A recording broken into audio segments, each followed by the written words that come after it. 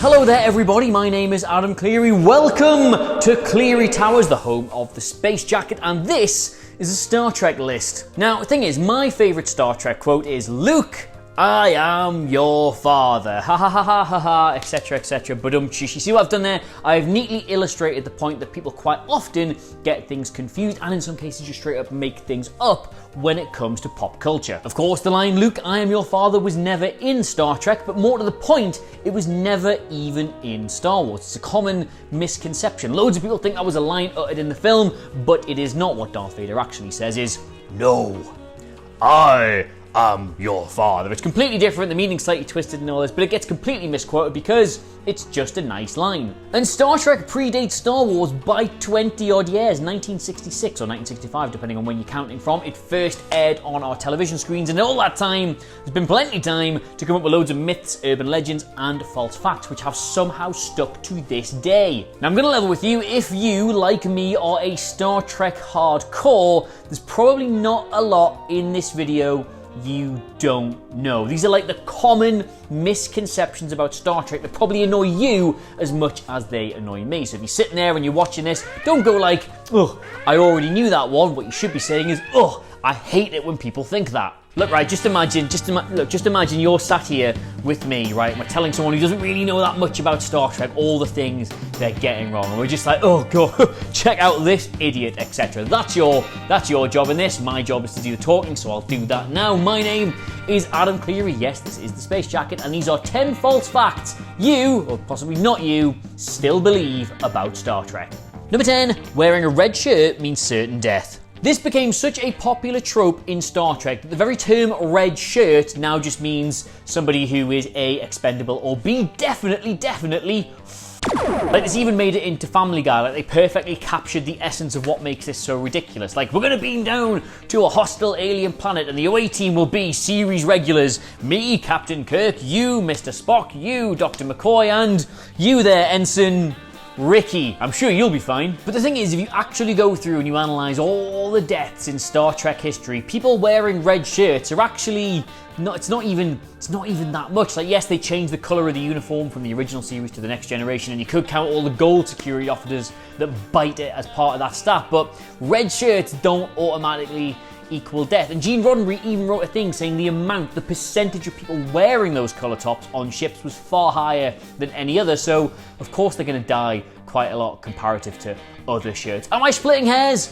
I am, but so what? Nobody in a blue shirt ever dies on away missions because nobody in a blue shirt ever goes on away missions. And also, it's a really weird thing to write for television, like, "Oh, let's take a doctor down." Zap. It's just a bit of a grey area. Bottom line here, if you wear red, you are in the line of fire a lot more, sure, but you're not automatically guaranteed to die. Moving on. Number 9, "Beam me up, Scotty." Alright, now you go and ask any single person who's even loosely familiar with Star Trek for their favourite Star Trek quote, and you might get lucky and they go, "Ooh, long life and prosper," or something. I don't really watch it, but most likely they're going to say, "Beam me up, Scotty," which is mad because nobody ever said that. Yep, there was loads of versions of this, like, "Scotty, beam us up," "Scotty, get us out of here," "Scotty, 5 to beam up," but nobody ever actually said, "Beam me up, Scotty." James Doohan entitled his autobiography it, but it was never said in the entire history of the show. It is one of the world's most famous misquotes. And the thing is, the Oxford Dictionary actually traced this back to its origins, and it entered the lexicon 10 years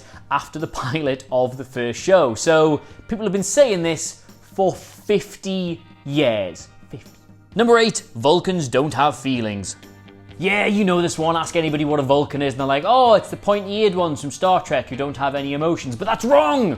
Their ears are still slightly rounded. And the thing is, while it's not a total stretch to say Vulcans don't have feelings, because obviously they never display any feelings, the whole point of them, the whole tragedy of that race, the whole thing that makes it interesting is that they do have feelings. They have such strong feelings all the time that they've had to suppress them so much that they're not overwhelmed by them. It's just wording, but it boils me piss. And what makes them such a fascinating race in Star Trek, what made them endure the test of time for so long, is when that mask slips, it's incredible cinema and it's incredible television. Like Spock getting betrayed by Valorous, he slaps that phaser out of his hand and you can see he is boiling under that surface. The whole arc in Enterprise about the pre- and post-logical Vulcans, it's just... to say they don't have emotions, man, you're doing them dirty. Number 7, everyone speaks English. Well, I just think the most unrealistic thing about Star Trek is how do all these aliens know how to speak English? Aha, aha, aha. Idiot. I actually feel terrible for saying idiot there because I'm pretty sure my own mother said this to me once and I was like, oh ma'am, actually they don't all speak English. There's a little device that's been invented called a universal translator and that allows you to communicate in their language and them to communicate in your language. If everyone's just speaking their native tongue, but through the miracle of technology you can understand them. There's loads of episodes about this. The technology has changed quite a lot. Like it was a big bulky machine in the original series, then by the Next Generation it was built into the comm badge, and DS9 had it as like an implant you could get in your ear, and Discovery had it as like an onboard piece of ship tech, which was, that one made the least amount of sense. In fact, for all its faults, Star Trek Beyond has probably done the best version of this, given that when it's on, you can hear the alien talking in their language with the translation over the top, which is probably how it would work in real life. Nobody's speaking English. Nobody is speaking English except the people who know English. Number 6, The Next Generation was the first spin-off series. Oh, I hate it when people forget about the animated series. So they cancelled Star Trek because they didn't really know how to fund it anymore and interest in it had slightly died down, but when they did, everyone who liked it was like, whoa, hang on, this is my favourite show, can you not do that please? So what they did was they enacted the ultimate cost-cutting measure and just made it an animated show. Basically loads of networks saw it as a bit of a kid's show to begin with, so they thought, oh, well, we'll probably get loads of money if we just, like, say, we'll animate it, and I'm going to build expensive sets and we'll get all the original crew back and we can continue the show. That is a spin-off, and it was the first spin-off of Star Trek. And you know what? While it gets forgotten and we all love the big budget sci-fi and the movies and all of this, this was the first Star Trek to ever win an Emmy. It is arguable, and is indeed argued in some circles, that the stories they did in the animated series, once they didn't have to worry about how they would physically bring things to life, was actually a lot better and a lot more Star Trek than the live action show that preceded it. Am I getting involved in that argument? Absolutely not, but it exists. Number 5, the odd-numbered movies are all terrible. Now, for the life of me, I cannot remember where I saw this, but ahead of First Contact being released in cinemas, some of the cast, they were on British television getting interviewed to hype up the film, and the interviewer genuinely said, oh, I'm quite excited for this one, because it's only the even-numbered Star Trek movies that are actually good, isn't it? And then the cast, who had literally just filmed Generations, were like, no? Let's just examine that for a second, shall we? Number 1, the motion picture. Not regarded as a classic, yes, but has a genuinely thought-provoking and interesting plot and some stunning visual effects for the time. Number 3, The Search for Spock contains one of my favourite scenes in Star Trek history, the stealing the Enterprise bit. It's got that lovely render of the starbase. The story's actually really good, the Excelsior's in it, and you got your man going, how'd you have a yellow alert in space, Doc? Number 5, yeah, moving on. Generations, I genuinely, truly think and will go to my grave insisting is one of the most underrated things in Star Trek history. I don't get why people don't like that film. I really, really loved it. The Nexus idea is great. The cast are really well put into it. The way they meld Kirk and Picard, not literally, of course, is genuinely really well done. I don't get why this is considered a bad movie. I like it. It's got that Riker bit where they do the battle and he goes, fire. What do you want? What do you want? Insurrection, yeah, admittedly not great. It's just like a TV episode stretched out over nearly 2 hours with a really weak plot, but it's thoroughly watchable. It's a good Sunday afternoon fare. It's no worse than most sci-fi films get made, and it's not as if all the even films are good, is it? Like Into Darkness is a huge drop off from that first film. I hate that generalization. Number 4, Star Trek was always a hugely progressive show.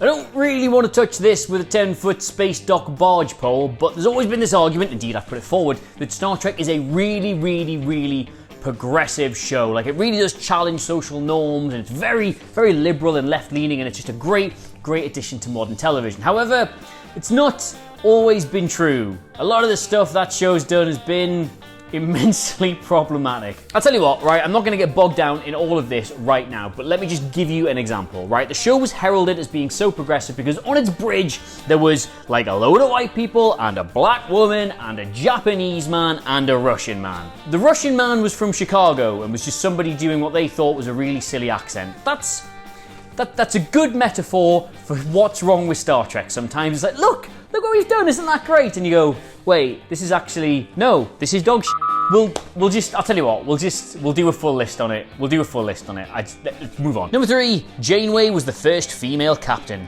Now, yes, alright, Kate Mulgrew was the first female lead captain. She was the first captain of a ship that was like the central premise of its own show, but she often gets talked about as the first ever female captain in Star Trek, and that does a disservice to many of the other female captains who did appear in small parts over the years. This is Marge Sinclair. She played the unnamed captain of the USS Saratoga from the voyage home. Her ship lost power with that whole whale probe, but she was the captain of that ship. She was the first female captain to be depicted in Star Trek, although I could have given her a name. Then, of course, there was Rachel Garrett, who played the captain of the Enterprise C in that fantastic Star Trek The Next Generation episode.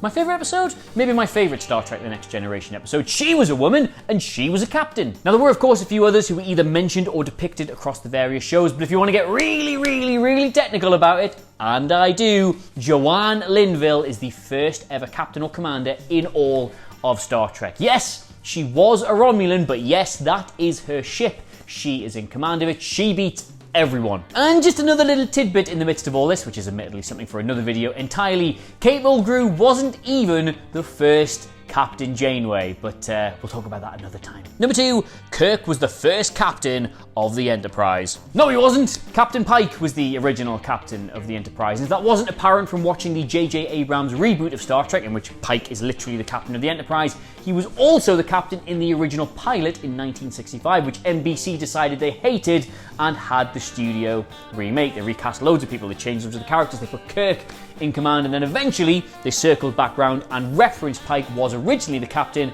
in a later episode. But just, Kirk was first. No, he wasn't. Pike was first. Pike was first. Pike was first. Or should I say, he was second, because while it's never been fully depicted in an episode of Star Trek outside of the animated show, Pike was before Kirk, but before Kirk was Captain April. Yeah, he was part of the original pitch, and then he kind of got rewrote into a different episode where it was mentioned he was sort of the captain of the thing. But in Discovery, Saru asks the computer to list the most decorated captains in Starfleet history, and lo and behold, Commodore Robert April's name comes up as having been the captain of the Enterprise. So Kirk wasn't first, wasn't even second, he was third. I mean, we're yet to see a live action depiction of him as captain of the Enterprise, or indeed at all, to be completely honest with you, but do not write that man out of history, otherwise I'll clip your lug. Number 1, Gene Roddenberry was the sole genius behind Star Trek. Gene Roddenberry was an incredibly interesting man. He saved many lives in World War II. He was a decorated soldier. He was incredibly forward-thinking, incredibly liberal-leaning. He constantly pushed for people of all races, colours and creeds to be pictured working side by side in the many things he wrote and all the art he came up with. However, he was not the sole genius behind Star Trek. But while the name Eugene Lee Kuhn might not be that well known, he had just as big a hand in shaping the world of Star Trek as pretty much anybody. He introduced the idea of Zephyr and Cochrane, he introduced the Klingons, he introduced Starfleet Command, he came up with the idea of Khan himself. William Shatner has called him the unsung hero of Star Trek. Leonard Nimoy and loads of other actors have dedicated other works to him. Even the guy who came up with Battlestar Galactica said he was the man behind Star Trek. The guy deserves your attention and your recognition. And what recognition does he have? Well, he's a credited writer in the first season, then he left after that, but did contribute some scripts under a pseudonym in later seasons, and well, the reason he's not more widely known outside of Trek circles is because while Gene Roddenberry was a genius, a great man, and a lovely man, he did not share power easy. He wanted his name on everything and just kind of elbowed everybody else out of the way. And yes, as you might have realized, the name Eugene literally shortens to Gene, so to have two Genes responsible for the same show was, he didn't really particularly like that idea. But there are two Genes responsible for Star Trek. Gene Roddenberry, yes, and Eugene Lee Kuhn. They were both brilliant minds. So there you have it. Those are 10 false Star Trek facts that, well, yeah, probably not you, but your annoying friends definitely still believe about the show. Let me know what you made of it in the comments below, as well as any other fact you're sick of people getting wrong. And don't forget to like, share, and subscribe. In the meantime, though, thank you so much for watching. Of course, I'm Adam Cleary, absolutely desperate to get out of this jacket because it's like 17 degrees today, and this does not breathe. But do catch me on Twitter at Adam Cleary, CLERY. And until next time, thank you for watching. This has been Trek Culture. Engage? Nah, goodbye.